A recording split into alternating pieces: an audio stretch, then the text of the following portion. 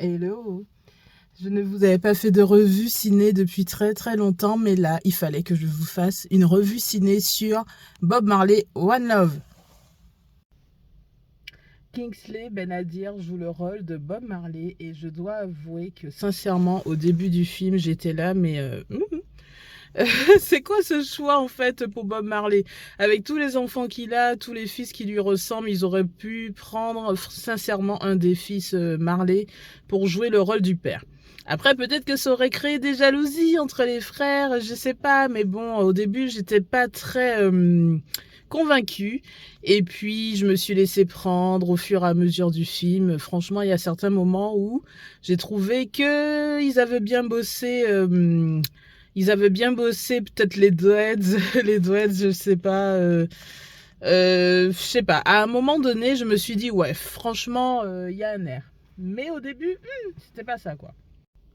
Lashana Lynch joue le rôle de Rita Marley et j'adore j'allais dire artiste, oui, cette comédienne, cette actrice. Donc j'étais contente de la voir jouer le rôle de Rita Marley.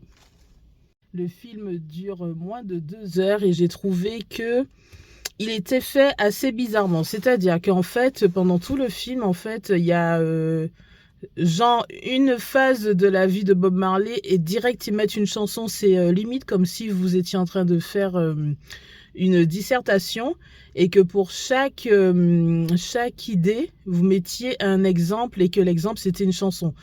Alors ça, dans la plupart des films, j'aime bien, mais là, j'ai trouvé que c'était trop scolaire, quoi. C'était trop répétitif.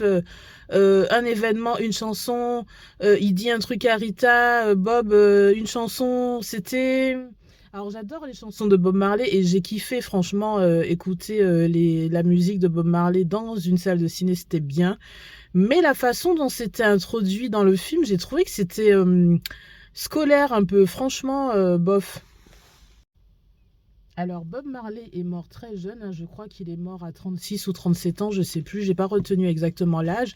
Donc il a eu une vie assez courte, mais une vie très très remplie avec différentes thématiques qui ont été abordées. Donc forcément, pour un film de 2 heures, de moins de 2 heures, on n'est pas rentré dans vraiment les détails. Par exemple, pendant tout le film, on ne parle que de Rita Marley. Tout le monde sait que Bob Marley a eu énormément de femmes et énormément d'enfants en très peu de temps. Puisque je vous dis, il a même pas eu 40 ans, il a eu énormément d'enfants.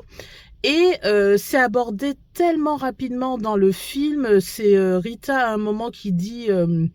bon, je spoil, hein, désolé pour ceux qui comptent le voir, arrêtez-vous là, si vous voulez pas avoir trop d'infos, mais à un moment donné, Rita dit oui, et tous les enfants que tu as eus, et dont je m'occupe également quand on est à la Jamaïque, ça a été la seule phrase dans le film où ils abordent le fait qu'il a eu d'autres enfants que ceux qu'il a eu avec sa femme. J'ai trouvé ça dommage.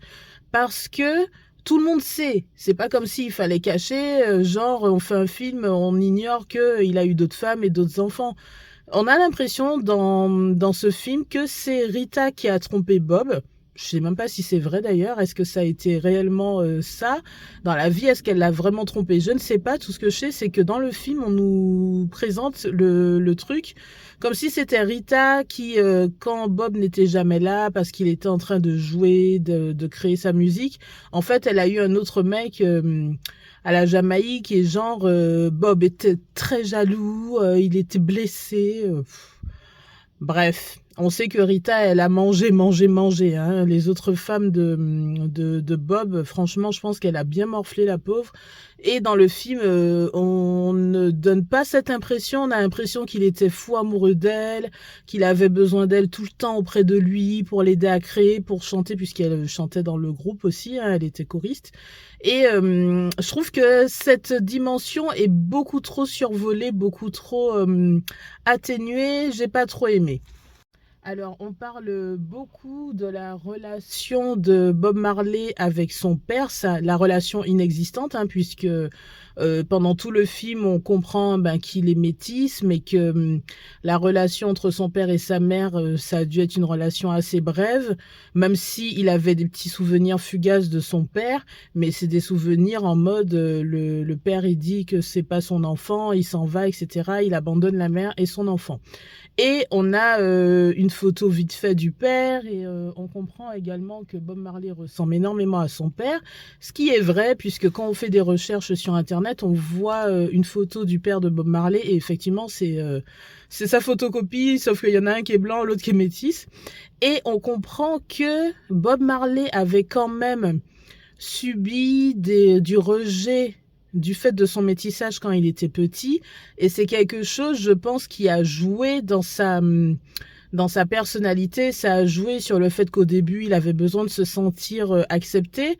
Ça a peut-être joué également sur le fait qu'il choisisse Rita comme femme, parce que je pense que pour lui, le fait d'être avec une vraie femme noire, c'était sa caution, en fait, pour être accepté dans le monde noir, quoi, tout simplement. Et on a tendance à ne pas mettre le doigt dessus. En fait, on se dit que Bob Marley était métis, il était jamaïcain. Point final, voilà, il a créé son groupe, tout était parfait. Je pense que ça a été beaucoup plus compliqué que ça, surtout son enfance. Après, l'âge adulte, avec le succès et tout, forcément, ça a été plus simple.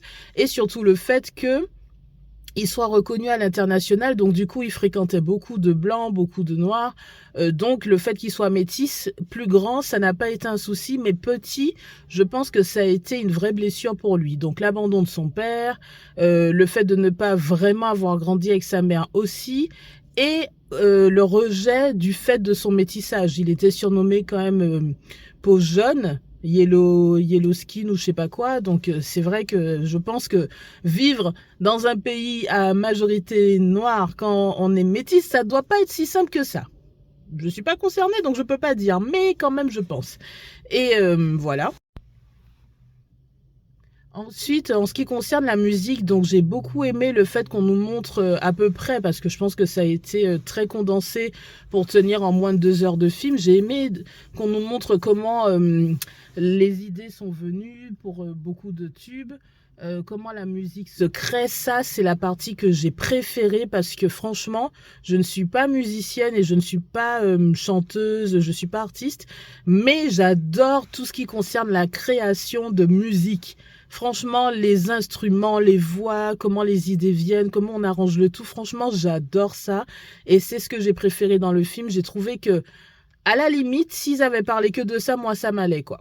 Après, on est forcément obligé de parler de la vie de Bob Marley parce que c'était une star immense et que le peu de temps qu'il a vécu et avec tous les documentaires qui existaient, tous les enfants qu'il a eu, etc., on a beaucoup de retours le concernant. Donc, ils étaient obligés de parler de tout. Mais ma partie préférée dans le film, ça a été vraiment tout ce qui concernait la musique, tout ce qui concerne le fait d'avoir des managers un peu filous, comment le côté marketing, commerce peut jouer sur des choses que le public en fait ne se rend pas compte, comme une simple couverture de disque, tout le travail qu'il y a derrière, toutes les petites réunions à ce propos, juste pour une couverture de disque, tout le travail qu'il y a pour l'artiste qui crée la couverture, le chanteur qui va dire oui ou non, le reste comment dire, des membres du groupe, comment ils vivent ensemble. Enfin, tout ça là, moi, franchement, ça m'a plu. Et sincèrement, s'ils pouvaient refaire un film, mais pour parler que de ça, création du groupe, comment ils ont créé tous les morceaux, etc. Franchement, ça, c'est mon kiff. C'est mon kiff et ça a été trop rapide. C'est-à-dire que cette partie-là n'a pas été assez longue et j'aurais voulu. J'ai aimé le rôle de Rita, même si je l'ai trouvé un peu, comment dire, un peu on se sert d'elle, quoi. C'est-à-dire que elle prend des balles à cause de Bob, elle s'occupe des gosses, elle chante, elle gère tout et en plus elle doit tout le temps le soutenir. J'ai pas trop aimé son rôle, sincèrement. Alors l'artiste qui joue, oui. Rita Marley dans la vraie vie, oui. Mais dans le film, j'ai trouvé un peu trop trop lésée, et il y a un moment donné où quand ils se disputent un peu vers la fin, où elle sort tout ce qu'elle a à sortir au moment où il joue le jaloux là, et où elle lui dit qu'elle aurait pu en fait être célèbre elle aussi, elle aurait pu jouer dans des groupes, et en fait elle a tout sacrifié pour lui. J'aime pas ça, j'aime pas quand une femme se sacrifie pour un homme, surtout pour que ensuite lui il soit pas loyal. Ça j'aime pas, donc j'ai pas aimé, j'ai pas aimé, mais voilà. Bon, le film alors il est court, donc si vous aimez beaucoup Bob Marley, allez le voir. La ressemblance, comme je vous dis au début, pas trop, mais au fur et à mesure du film, quand même, il y a des scènes mythiques qu'il arrive à rejouer pas mal. Après, voilà, je l'ai trouvé un peu surjoué, le personnage un peu bizarre, mais en fait, quand on revoit des vidéos de Bob Marley, on se rend compte qu'il était comme ça, un peu gringalet, un peu comme ça. Je sais pas. C'est pas mon style de gars. Franchement, Bob Marley, c'était un beau mec. Mais c'est pas mon style de gars du tout, là. Un peu trop maigrichon, un peu trop... ouh. Voilà, je sais pas pour vous les filles, mais voilà. Donc, ben, j'espère que la vidéo sera pas trop longue. Donnez-moi votre avis si vous avez vu le film. Et voilà. Par contre, ouais, les chansons, toutes les chansons que j'aime, je les ai entendues dans le film, donc j'ai kiffé, j'ai bien apprécié de les écouter dans un cinéma.